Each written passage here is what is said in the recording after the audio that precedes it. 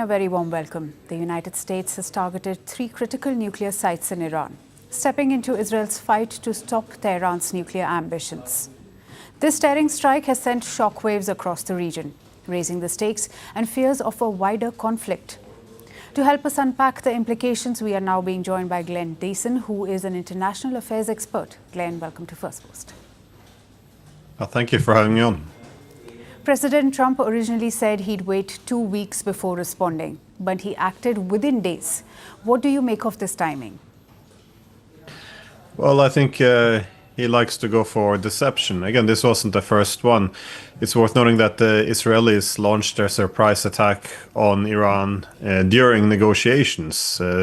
And it appears that Trump was doing the same. He argued that they would think about it for 2 weeks and then make a decision, and then launched a strike. From what I understand, there were some efforts also to deceive with some other flights going along a different path to make it seem as if an attack wasn't imminent.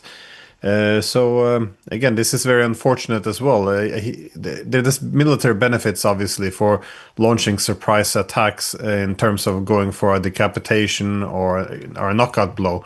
But the problem, obviously, is no one can trust the United States again if it keeps arguing that it's merely looking for diplomatic solutions and at the same time striking. Indeed, immediately after the United States attacked Iran, Trump comes out and say, well, now is time for peace, and don't you dare to respond and retaliate. So I think it's a very tragic day for international law. It's a tragic day for the Non-Proliferation Treaty.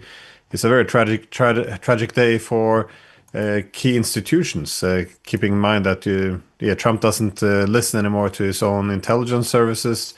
And overall, it's I think a lot of things were destroyed today. Besides whatever the United States bombed. Speaking of going on a different path, with the United States entering the Iran-Israel war, tensions are only going to escalate. How likely is that Iran will retaliate against the United States despite Trump's warning?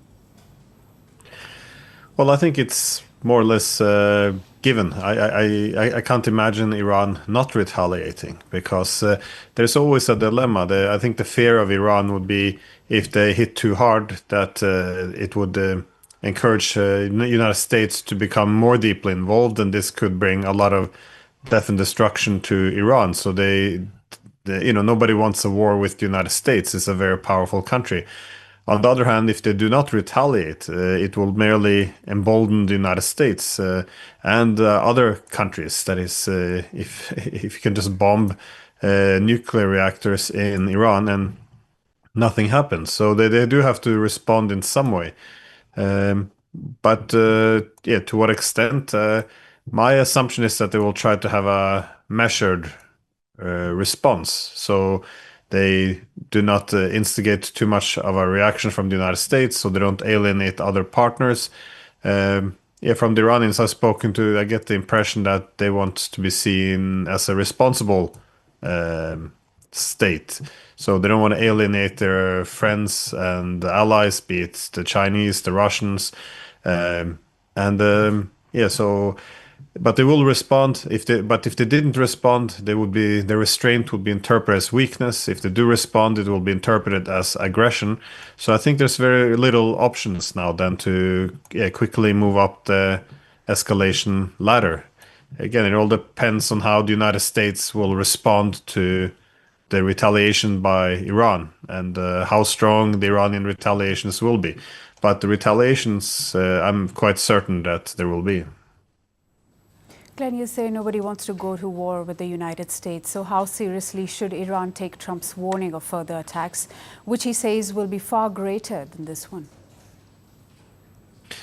Well, there's two competing hypotheses here. One is that Trump got himself, he walked into this difficult position where Israel went to war with Iran, and then Israel was losing, so they kind of were forced into this war. That is, Netanyahu almost tricked the United States into this.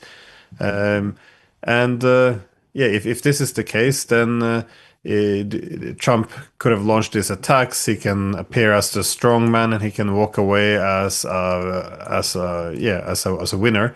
The alternative hypothesis is that the Americans want this war. So whenever Iran retaliates, it will be seen as an opportunity for the Americans to launch an even more powerful attack on Iran. So I think a lot of this, though, is again outside the hands of the Iranians, because the way they see it, they do have to respond in some way.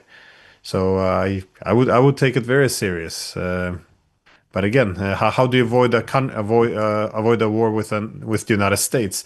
There's a security dilemma. That is, if you don't respond, you're weak. If you do respond, then they can react. So too little and too much, they're both problems here, and they can both encourage the United States to attack Iran again. And speaking of diplomacy, until now, Iran's closest allies, Russia and China, have not intervened. What kind of role do you think Moscow or Beijing might play as the situation develops? Well, as it is now, I can't imagine a scenario where where China or Russia would actually send troops or get involved directly. None of them wants to fight Israel. They don't want to fight the United States. But indeed, Iran has assisted Russia in its war, as the NATO countries are also fighting a proxy war as we speak against the Russians, and they've limited themselves to sending drones and different weaponries. And I think this is likely what Russia and China is already doing, or at least will do, which is to supply intelligence, send weapons or components for weapons. So there's many things they can do. And again, there's already been some unconfirmed reports that this has happened. So I don't think China or Russia can afford to see Iran fall and collapse. So even if it's out of self-interest, they have to help to preserve Iran. Because the way they see it, the reason why the United States want to knock out Iran is the same reason they want to knock out China or knock out Russia. That is, Iran is a key component of this new multipolar world forming in Eurasia.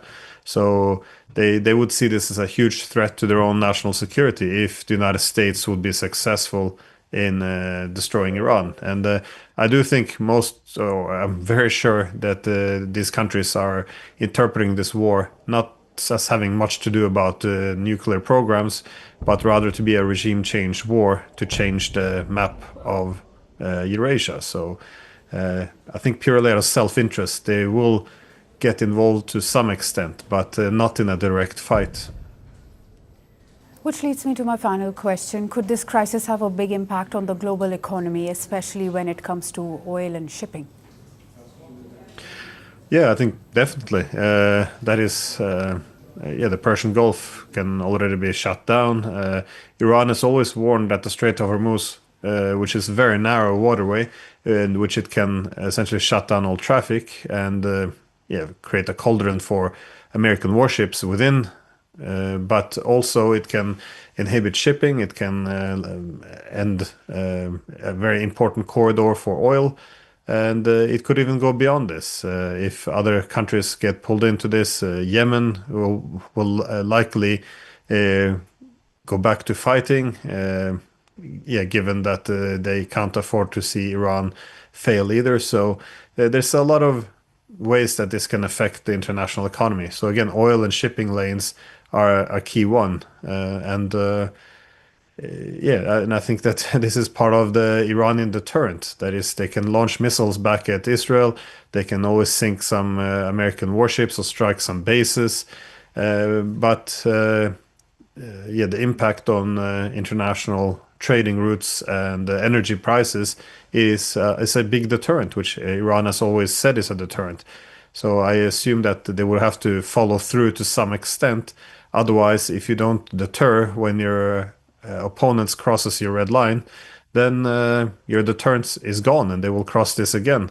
And if there's one thing the Iranians have made very clear, bombing their nuclear facilities is obviously a red line. So so I wouldn't be surprised if shutting down some of these trade corridors are part of its retaliation. And that was Glenn Dessen, who is an international affairs expert. Glenn, thank you for your time and thank you for sharing your insights with First Post. Thank you for having me on.